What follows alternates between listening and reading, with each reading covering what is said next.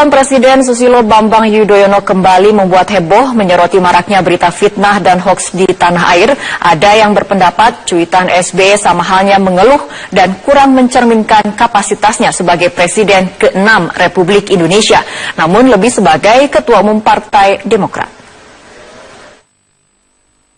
Lewat akun Twitternya, mantan Presiden Susilo Bambang Yudhoyono kembali melancarkan kritikannya terhadap kondisi saat ini. Ia menyebut juru fitnah dan hoaks berkuasa dan merajalela. Beragam cuitan pun langsung menanggapi kritikan SBY termasuk dari para tokoh. Bahkan tak jarang berakhir dengan perang cuitan alias tweet war karena para pendukung SBY membalas para tokoh tersebut. Cuitan SBY juga direspon oleh Presiden Joko Widodo. Jokowi menegaskan tidak mau banyak mengeluh. Selama kita bertarung dengan yang namanya kabar bohong, yang namanya hoax itu, saya kira kita sudah bertarung lama lah. Jangan menghasut, jangan menfitnah, jangan menyebarkan kabar bohong, jangan menyebarkan ujaran kebencian. Itu selalu saya sampaikan di mana-mana kan. Dan ya saya kira kita berhadapan dengan masalah keterbukaan ini ya seperti itu. Ya kita hadapi, karena semua negara juga menghadapi. Nggak perlu banyak peluang lah kalau saya. Ya. Tanggapan juga datang dari pengamat politik Ray Rangkuti. Untuk ukuran selevel mantan presiden, membuat kalimat seperti itu, saya bisa menduga karena masalahnya memang pada dirinya. Bukan kenapa gitu. Beliau ini kan presiden 10 tahun, tiba-tiba jadi ketua partai, kembali jadi ketua partai, dan ketua partainya mendorong anaknya untuk terlibat dalam pilkada di DKI Jakarta.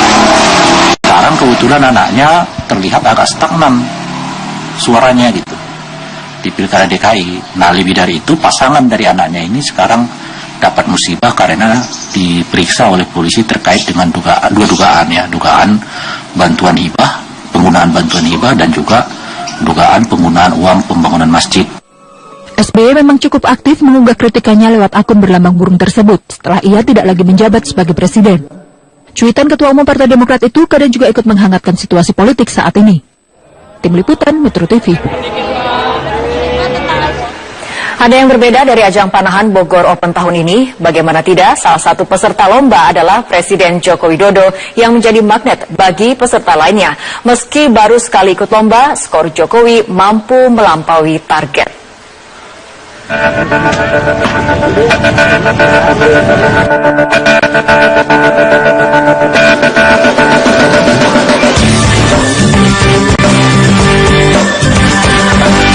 Meski bermandi peluh, Presiden Joko Widodo nampak sumringah menceritakan hasil perolehan skornya pada ajang kompetisi panahan Bogor Open 2017. Itu nilainya 107 itu. Lebih dari 100. Lebih dari 100. Dan kena X-nya, kena yang kuningnya tengah, kena sekali. Hasil latihan sejak bulan September 2016 ini berbuah manis. Kali ini Jokowi berhasil melampaui target semula. Dengan skor 107, Jokowi berada di urutan ke-21 dari 30 peserta kelas eksekutif standar bow. Meski tidak masuk dalam posisi 3 besar, Jokowi tetap optimis untuk mengembangkan olahraga panahan di tanah air. Ya, saya ikut ini kan penggembira. Tetapi yang paling penting bisa memotivasi, bisa mendorong semua atlet panahan, baik yang masih junior maupun yang sudah senior, agar panahan ini betul-betul kita tekuni agar ya prestasi kita bisa meloncat lebih baik. Tidak berhenti sampai di sini. Menurut tim pelatih panahan Presiden, Jokowi sempat menuturkan keinginannya untuk mengikuti kompetisi panahan di ajang PON nanti. Ada keinginan kalau memang memungkinkan ingin ikut PON di Papua nanti. Keikutsertaan Jokowi dalam ajang panahan Bogor Open 2017 ini merupakan keinginan pribadi sang kepala negara. Kehadirannya dalam kompetisi ini menjadi daya tarik tersendiri bagi peserta lain.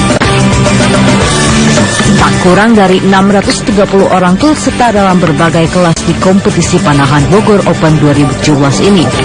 Jumlah peserta terbanyak sepanjang ajang kompetisi panahan terbuka di tanah air. Tim Liputan Metro TV. Dalam sebulan terakhir, Presiden Joko Widodo kembali menggelar pertemuan dengan sejumlah tokoh untuk membahas persatuan bangsa. Pertemuan itu tidak lepas dari berbagai isu sosial dan intoleransi yang marak terjadi belakangan ini. Pada 19 Januari 2017, Presiden Joko Widodo menggelar pertemuan dengan dua tokoh nasional, yaitu mantan Wakil Presiden Tri Sutrisno dan mantan Presiden B.J. Habibie. Dalam pertemuan yang diadakan di Istana Merdeka tersebut, Presiden membahas berbagai kondisi sosial di Indonesia, termasuk diantaranya mengenai Pancasila, pluralisme, dan toleransi. Tak hanya tokoh negara, isu persatuan dan kesatuan bangsa juga dibahas Presiden dengan sejumlah tokoh agama dan tokoh masyarakat. Pada 18 Januari 2017, Presiden bertemu dengan perwakilan Persekutuan Gereja-Gereja Indonesia atau PGI. Dari sejumlah topik perbincangan, Presiden meminta kepada para pemuka agama Nasrani untuk menyampaikan kinerja pemerintah dalam rangka menghadapi situasi yang mengancam kebinekaan yang kerap terjadi belakangan ini. Dalam pertemuan ini, kedua pihak juga sepakat semua perbedaan yang ada di masyarakat harus mengacu kembali pada Pancasila. Presiden juga mengadakan pertemuan dengan Ketua Umum PP Muhammadiyah Haidar Nasir pada 13 Januari lalu. Pertemuan ini dimanfaatkan keduanya untuk membahas radikalisme yang tengah mengancam Indonesia dan banyak negara lainnya. Sementara pada 11 Januari, Presiden juga telah mengundang Ketua Umum PBNU Said Agil Siraj ke Istana. Salah satu yang dibahas keduanya adalah bagaimana memperkuat kembali umat Islam di Indonesia yang moderat dan toleran. Hal ini untuk mencegah berkembangnya paham radikalisme dan untuk menjaga Indonesia tetap damai dan beradab. Pertemuan Presiden dengan sejumlah tokoh nasional untuk membahas permasalahan bangsa sebelumnya juga terjadi pada bulan November 2016. Pada saat itu, Presiden telah bertemu dengan Ketua Umum PDI Perjuangan Megawati Soekarno Putri, Ketua Umum Partai Nasdem Surya Paloh, hingga Ketua Umum Partai Gerindra Prabowo Subianto. Namun hingga kini, Presiden belum bertemu dengan Ketua Umum Partai Demokrat dan Presiden ke-6 Republik Indonesia Susilo Bambang Yudhoyono. Tim Liputan Metro TV. Pemirsa, Partai Nasdem sebagai partai nasionalis menghimbau seluruh kadernya untuk memaknai restorasi dengan menjaga persatuan dan kesatuan bangsa. Hal tersebut menjadi tema dalam perayaan Natal 2016 yang digelar DPW Partai Nasdem DKI Jakarta sore ini di Hotel Mercure Ancol, Jakarta. Acara itu sekaligus meneguhkan Nasdem untuk merawat kebinekaan di tanah air. Selengkapnya kita akan segera bergabung dengan rekan Putri Lukman. Putri, apa yang menjadi pesan Nasdem untuk menjaga kebinekaan yang belakangan terancam terkoyak oleh ulah kelompok tertentu? Ya Fitri, perayaan Natal Partai Nasdem DPW DKI Jakarta sudah berlangsung sejak pukul 16 waktu Indonesia Barat. 1.000 umat yang berasal dari gereja, kelompok KWI dan juga PGI serta kader-kader Nasdem se-DKI Jakarta ikut serta dan begitu hikmat menyampaikan mengikuti setiap acara dari perayaan Natal Nasdem DKI Jakarta. Tema yang diambil dalam perayaan Natal Nasdem DKI Jakarta tahun 2016 ini, Aku Takkan Goyah untuk selama-lamanya, dengan subtema melalui perayaan Natal Nasdem ini menjaga seluruh kader-kader Nasdem mampu menjadi agen-agen restorasi di lingkungan masyarakat, bangsa dan juga negara. Rangkaian acara nantinya akan berlangsung. Saat ini adalah kebaktian, nanti juga khotbah Natal disampaikan oleh Pendeta Amos Aritonang serta nanti ada acara sambutan diakhiri juga dengan acara umum. Makna perayaan Natal di tahun 2016 tadi disampaikan juga oleh Sekretaris DPW Nasdem DKI Jakarta yang mengatakan keberagaman suku, bangsa, agama, golongan menjadi kekuatan bangsa Indonesia untuk menjaga persatuan dan kesatuan. Natal adalah esensinya kasih sayang, mengajak kepada seluruh kader Nasdem serta seluruh rakyat Indonesia untuk menjaga persatuan dan kesatuan di tengah kondisi bangsa Indonesia saat politik yang memanas dan juga mengancam kebinekaan. Kader Nasdem serta seluruh rakyat ini diajak untuk menjaga persatuan dan kesatuan dengan kegiatan-kegiatan nyata. Misalnya kegiatan-kegiatan nyata yang berlangsung ini dengan memaknai bagaimana adanya persatuan, kemudian kesatuan serta toleransi di bangsa Indonesia. WIBI juga mengatakan bahwa untuk menjaga bangsa Indonesia dari adanya organisasi masyarakat yang mengintervensi bagaimana proses hukum di Indonesia, dengan bukan hanya menjadi tanggung jawab dari TNI dan Polri sebagai garda terdepan bangsa Indonesia, tapi juga seluruh rakyat Indonesia. Dan berikut adalah pernyataan dari Sekretaris DPW Nasdem DKI Jakarta WIBI Andrino. Tentunya kita menyadarin bangsa ini adalah bangsa yang besar, bangsa yang multi etnis dengan keanekaragaman. Kita melihat keanekaragaman ini ada dari suku, bangsa, agama, antar golongan dan lain-lain merupakan potensi, merupakan suatu kekuatan yang bisa menjadikan bangsa ini menjadi suatu bangsa yang terdepan, bangsa yang memimpin daripada bangsa-bangsa yang lainnya. Kita yakini Indonesia hari ini membutuhkan semangat persaudaraan, semangat toleransi. Dan kita sadarin Natal itu esensinya adalah kasih sayang. Kita menginginkan agar seluruh umat beragama ini saling mengedepankan rasa toleransi, kebersamaan dengan mengedepankan rasa kasih. Itulah semangat yang ingin bangun dalam acara Natal Nasdem DKI. Berarti dari awal Fitri. Ya, Putri, dari informasi yang Anda himpun di lapangan, siapa saja yang dijadwalkan akan menghadiri acara tersebut? Ya, Fitri, perayaan Natal Nasdem DKI Jakarta yang berlangsung di Jakarta Utara ini akan berlangsung hingga pukul 22 waktu Indonesia Barat, yang dijadwalkan akan hadir sekitar pukul 19 waktu Indonesia partai politik seperti dari Partai Hanura, kemudian juga dari Partai Golkar serta dari PDIP. Sedangkan hingga pukul 17:15 waktu Indonesia Barat saat ini yang sudah hadir di acara hari ini adalah Janda Mardi yang merupakan anggota One Team Press serta politisi dari Partai Nasdem. Kemudian juga ada Wibi Andrino yang merupakan sekretaris DPW Nasdem DKI Jakarta. Nanti juga akan hadir adalah ketua dari DPW DKI Jakarta Victor Lesko. Dan setelah nanti ada kebaktian, nanti juga dilanjutkan dengan sambutan-sambutan yang dijadwalkan akan disampaikan. Yang pertama adalah dari Ketua Panitia Leisder Sianturi, kemudian juga dilanjutkan ke sambutan dari Ketua DPW DKI Jakarta Victor Lesko, serta sambutan dari Ketua Umum Partai Nasdem Surya Paloh. Setelah acara ada kebaktian, kemudian juga khotbah Natal dari Pendeta Amos Aritonang. Nanti juga akan dilanjutkan adalah sambutan yang tadi saya sampaikan dari 3 orang dari acara ini. Kemudian diakhiri adalah door prize yang akan didapatkan atau diserahkan untuk para hadirin, yakni 1.000 hadirin yang ada dalam perayaan Natal Nasdem DKI Jakarta. Fitri. Ya, baik, terima kasih Putri Lukman atas laporannya. Presiden Joko Widodo mengikuti kejuaraan panahan Bogor Terbuka 2017 di lapangan Wirayuda Pusat Pendidikan Zeni Kodiklat TNI Angkatan Darat di Kota Bogor, Jawa Barat. Sudah ada reporter Priscila Dauhan dan juru kamera Satria Eko Atmojo langsung dari lapangan Wirayuda Pusat Bogor, Jawa Barat. Priscila, bagaimana jalannya panahan atau kejuaraan panahan di Bogor Terbuka 2017 ini?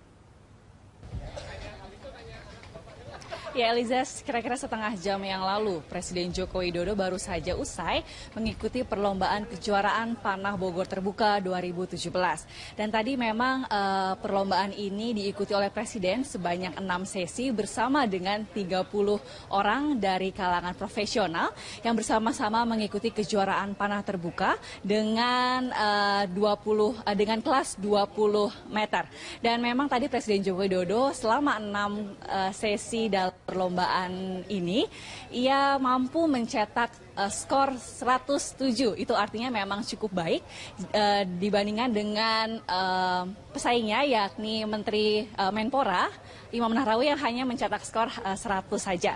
Dan memang ini juga ditekankan oleh Presiden Joko Widodo bahwa perlombaan yang ia ikuti ini adalah untuk memotivasi seluruh atlet pemanah untuk bisa terus mencetak prestasi yang membanggakan bagi Indonesia. Dan tadi juga Presiden menekankan bahwa saat ini ia mengikuti perlombaan panahan ini juga untuk memotivasi para atlet muda, khususnya atlet senior yang memang tadi Alisa terlihat cukup banyak peserta dari anak-anak kecil begitu dalam mengikuti perlombaan ini, dan ia menghimbau mereka untuk bisa lebih berprestasi dalam mengikuti perlombaan khususnya dalam bidang memanah ini. Eliza. Ya, Priscila, ini hingga kapan kejuaraan panahan ini akan berlangsung, Priscila? Eliza, memang kejuaraan panah ini telah berlangsung sejak tanggal 21 kemarin hingga 22 pada hari ini. Dan artinya memang hari ini merupakan hari terakhir penyelenggaraan Bogor terbuka panahan ini dan sudah berakhir pada hari ini. Dan tadi juga Presiden bersama dengan 30 kalangan profesional dan juga 320 peserta lainnya dari seluruh Indonesia juga telah usai mengikuti perlombaan ini. Dan diharapkan juga ke depannya perlombaan seperti ini dengan tingkat nasional dapat terus dijalankan. Eliza dan juga pemirsa, memang memanah atau archery merupakan salah satu kegiatan olahraga tertua yang saat ini semakin banyak digemari oleh berbagai kalangan. Tak hanya orang tua dan dewasa, beberapa sekolah pun telah menjadikan olahraga asal Yunani ini menjadi kegiatan olahraga ekstrakurikuler. Di Indonesia, olahraga panahan mulai dikenal sejak PON pertama di Surakarta pada 1948. Kemudian, pada tahun 1953, dibentuk Persatuan Panahan Indonesia, Perpani. Beberapa tahun belakangan ini, olahraga panahan mulai digemari banyak kalangan dan menjadi tren. Mulai dari kegiatan ekstrakurikuler siswa di sekolah, makin banyaknya sekolah dan klub panahan di berbagai daerah, dari Aceh, Bukit Tinggi, Langkat, Jambi, hingga Karanganyar, Malinau, dan daerah lain di Indonesia. Tak ketinggalan, selebriti, pengusaha, hingga Presiden Joko Widodo pun ikut tertarik dengan olahraga panahan. Tempat latihan panahan pun makin mudah ditemui. Tren panahan yang cenderung naik juga dipengaruhi tayangan film seperti The Hunger Games, Tiga Sri Kandi. Film yang disutradari oleh Iman Brotoseno ini menampilkan kisah Nur Fitriani, Lilis Handayani, dan Kusuma Wardani, atlet pemanah perempuan Indonesia pertama yang memenangkan medali di ajang Olimpiade. Mereka bertiga meraih medali perak untuk panahan bergu di Olimpiade Seoul 1988. Ketiga atlet itu diperankan oleh Bunga Citra Lestari, Chelsea Islan, dan Tara Basro.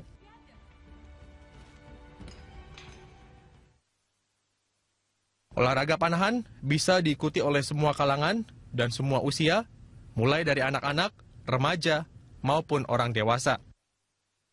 Olahraga panahan juga memberi manfaat dalam pembentukan kesehatan fisik, serta melatih pembentukan karakter dalam diri, termasuk melatih kesabaran, konsentrasi dan fokus, seperti yang pernah disampaikan oleh Presiden Joko Widodo ketika berlatih panahan di Istana Kepresidenan Bogor.